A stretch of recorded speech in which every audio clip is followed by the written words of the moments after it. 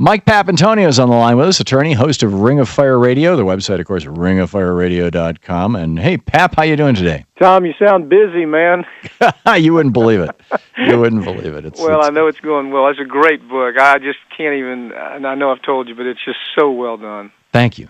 Thank you. A lot of work went into that. So you've been talking and thinking about the mainstream media's war against Obama, basically. I mean, it seems like when Republicans rolled out Medicare Part D, there were problems, but I don't recall the media going hysterical about that. No, they are hysterical. You know, the thing they're missing is the most obvious. Obama saw a healthcare disaster, and he ran in to try to fix it. Kind of like a fireman running in a fire to save people. Right. The Republicans, they saw this Katrina disaster, and they ran away from it.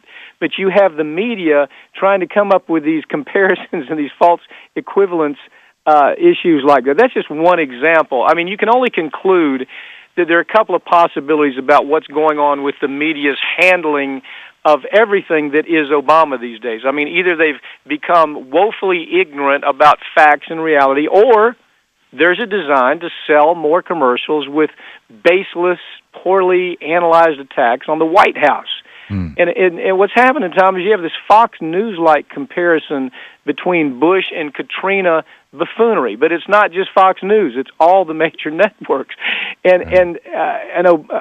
look, here's the truth of it: an Obama failed computer system. That's the big talking point right now. It's like making this profoundly sophomoric comparison between dozens of bloated bodies floating in New Orleans post-Katrina, and you're comparing that to a failed FEMA system where you compare that to a computer glitch. Right. The truth is, you can fix the computer glitch. You can't fix the damage that the Republicans did there. Or, look, 5,000 dead soldiers in Iraq because of a war that was based on lies. You can fix a computer system, but you can't fix the 5,000 American soldiers and the 100,000 Iraqis, innocent civilians that were killed. Yeah, the other day, Chuck Todd interviewed the president, and he said, basically, given that you lied to people about, you can keep your insurance, are you concerned that in the future nobody's going to believe you, that you've lost trust and credibility with the American people? I was horrified just at the question. Obama handled it well, but I don't recall anybody, and correct me if I'm wrong on this, Pap, you're a pretty good consumer of the media as well. I don't recall anybody asking George W. Bush a similar question, a version of that, which would be, you lied us into this war in Iraq. Do you think that in the future people are not going to take you seriously? Right. No, there wasn't a question like that. And nobody's asking Cheney that now either, or his daughter who was cheerleading for it. Yeah. So, I mean, it goes on. I mean, how about the comparison of 3,000 Americans being murdered in the Twin Towers because the Bush administration didn't have the discipline and the good sense to read their damn briefings. Yeah. I mean, so all of these comparisons that are coming up just look almost brain dead, sophomoric, including what Chuck Todd did in that ridiculous interview. The truth is, there's CBS Benghazi story is the best example of what the media is up to. Look, they can apologize all they want, but what it was just a pure hit piece. It was nothing more than a cheap hit piece so they could improve their ratings for 15 minutes and destroy their credibility for 5 years. Yeah. So, the problem is it's not just Fox News anymore. And look, let me just tell you something. There's plenty to criticize this president about, but the things they're going after here are just absurd. Yeah, they really are, and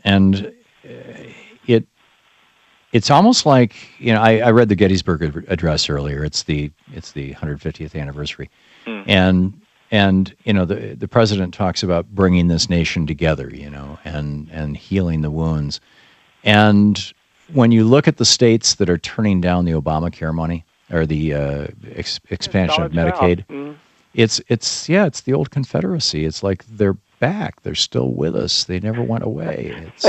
Well, it's tough to down here. I was raised around it, Tom. I was raised in the South. Still live in the South.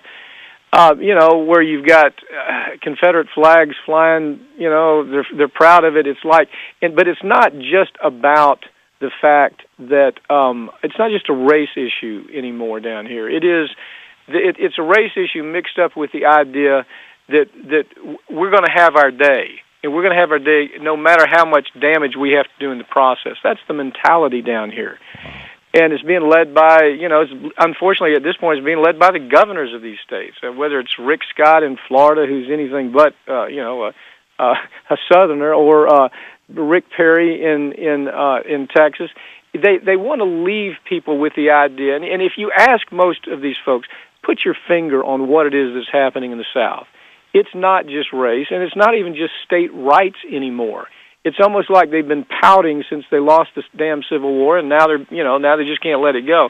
So a lot of what we're seeing here, we expect from low-hanging fruit in the South, but we don't expect to see what's going on with the media, who should have enough intelligence and integrity to ask real questions and analyze things on a realistic basis.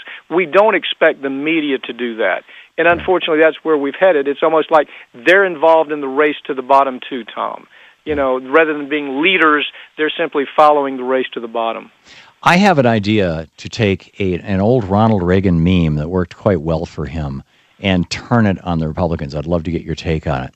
The states that are turning down the Medicaid expansion money, where did that money come from? It came from federal tax dollars, right? Mm-hmm, mm-hmm. So why don't the Democrats in those states run against the Republicans by saying, it's your money? You sent that money through the IRS to Washington, D.C. Washington, D.C. is offering to give your money back to you in the form of cheap health insurance, and Rick Scott doesn't want you to have it. It's your money, and he doesn't want you to have your money.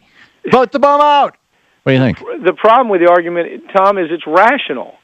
and you can't, there is no rational discussion that takes place. I did a series of town hall meetings last year for affiliates of Fox. I was always the only liberal up against, three wingnuts. Mm-hmm. And so I would show up at these town hall meetings, and you could look into the eyes of the folks that were listening. And it wasn't there. The idea of making a rational argument with those people was just a waste of time. Now, people sometimes are critical of my attack mode that I use in my media platforms. And what I've realized, and you are much better at your different universe as far as where it comes to having taking the time to try to explain the various elements of something. I've concluded, having been raised here in the South and been subjected to this for my entire life, that there's a place where there is no rationality. Mm-hmm. And there's a place where the best pushback is to punish the other side. So a lot of what I do media-wise, whether it's radio or television, free speech TV, whatever it is very harsh in a lot of ways, because I don't believe there's a rational audience out there sometimes. Well, I think there's absolutely a time and place to take names and kick ass, and you're one of the best.